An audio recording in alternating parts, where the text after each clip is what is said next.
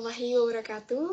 Di sini saya Zanubari Fahmria dengan NIM B94219104 akan mempresentasikan hasil dari observasi saya mengenai lembaga Islam di sekitar.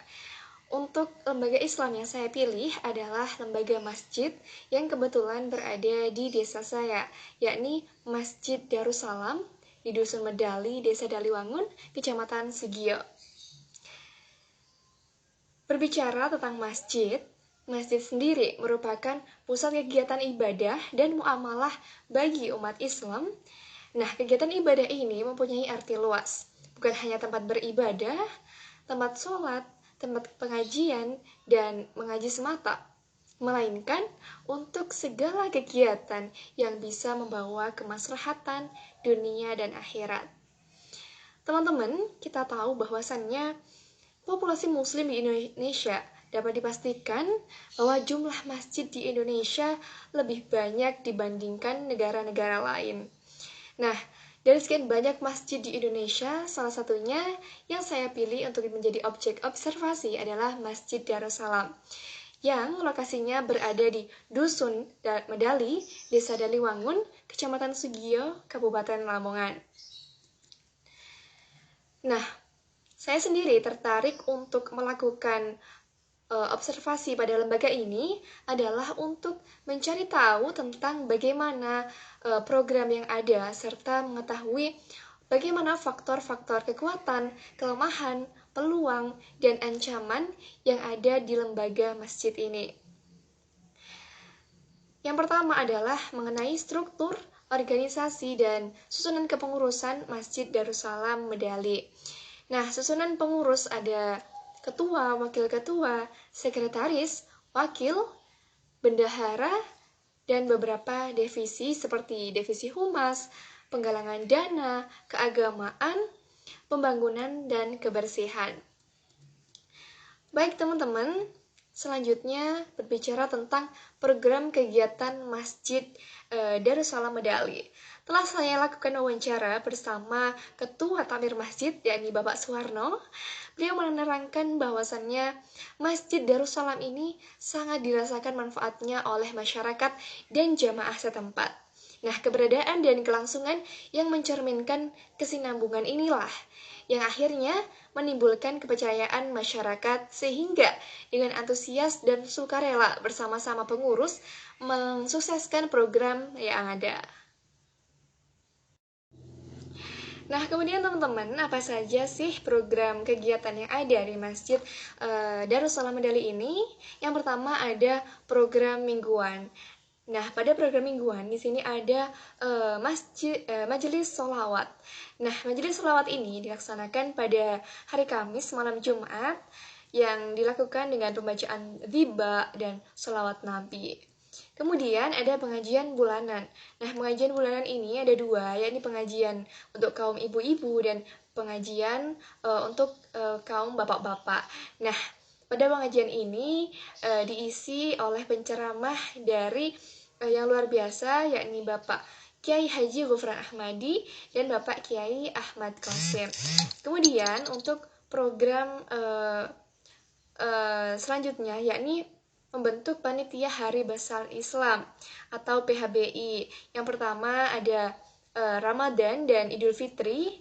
Ini mengadakan sholat tarawih dan tadarus Al-Quran, menyiapkan penceramah setiap malam Jumat setelah sholat Isya selama bulan Ramadan, dan memperingati malam nuzulul Quran, menerima zakat fitrah, zakat mal, sodako, infak, dan membagikannya kepada yang berhak. Kemudian menyelenggarakan sholat Idul Fitri. Kemudian pada pelaksanaan Idul Adha juga dengan menyelenggarakan sholat Idul Adha tentunya, kemudian membentuk panitia penyembelihan hewan kurban, dan kemudian adanya memperingati hari Maulid Nabi Muhammad SAW dan Isra Mi'raj, begitu teman-teman.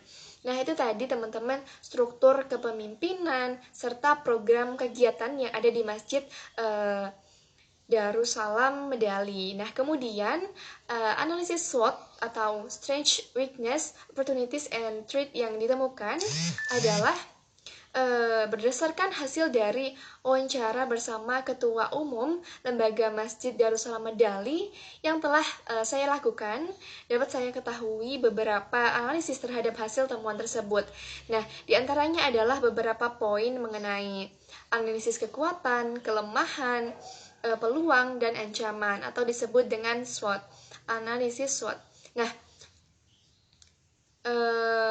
di dalam analisis ini diperlukan suatu analisis mendalam, teman-teman, tentunya, serta menyeluruh kepada lingkungan di mana terdapat lingkungan eksternal dan juga lingkungan internal.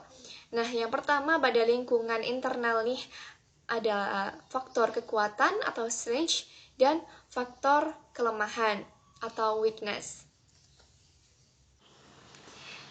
Nah, yang pertama adalah faktor kekuatan atau strength. Nah, mengenai faktor kekuatan dari Masjid Darussalam adalah dari lokasi ya. Nah, Masjid Darussalam ini berada di tepi jalan besar, di mana jalan tersebut menghubungkan antar desa dan kecamatan sehingga sangat mudah dijangkau dari berbagai wilayah. Faktor kekuatan lainnya adalah adanya tahapan pembangunan dan renovasi rutin yang dilakukan pada setiap tahunnya. Kemudian, yang kedua adalah faktor kelemahan atau weakness. Mengenai faktor kelemahan dari Masjid Darussalam adalah luas lahan yang terbatas.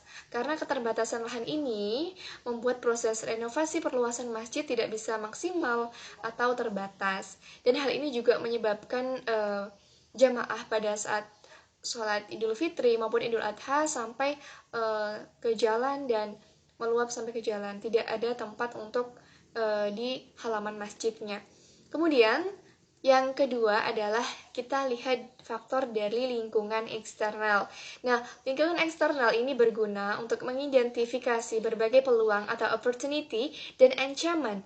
Nah, peluang ini sendiri adalah kondisi-kondisi dalam lingkungan eksternal yang dapat membantu jalannya program lembaga masjid untuk mencapai tujuan. Nah, sedangkan ancaman adalah kondisi yang dapat mengganggu jalannya program tersebut. Dan hasil identifikasi fakta SWOT peluang dan ancaman lembaga Masjid Darussalam antara lain adalah yang pertama, faktor peluangnya adalah pada faktor peluang Masjid Darussalam ini ditunjukkan dengan adanya kepercayaan masyarakat, di mana menurut masyarakat program kegiatan yang dilakukan dengan baik dan pengelolaan keuangan masjid ini telah dilakukan secara profesional, transparan, dan accountable. Nah, adanya peluang tersebut ini menjadikan pelaksanaan program kegiatan dan proses pengelolaan keuangan dapat menjadikan aktivitas yang dilakukan lebih produktif dan sesuai dengan ketentuan yang telah ditetapkan. Kemudian, faktor ancaman dari Masjid Darussalam adalah terdapat banyak sekali musola di sekitar masjid. Nah, hal ini menyebabkan banyak jamaah sekitar yang memilih sholat di musola sehingga jumlah jamaah sholat fardu di Masjid Darussalam ini tidak maksimal. Seperti itu, teman-teman, hasil observasi dari lembaga Islam di sekitar saya. Sekian dari saya, wabillahi taufiq wal hidayah. Wassalamualaikum warahmatullahi wabarakatuh. Sampai jumpa, semoga bermanfaat.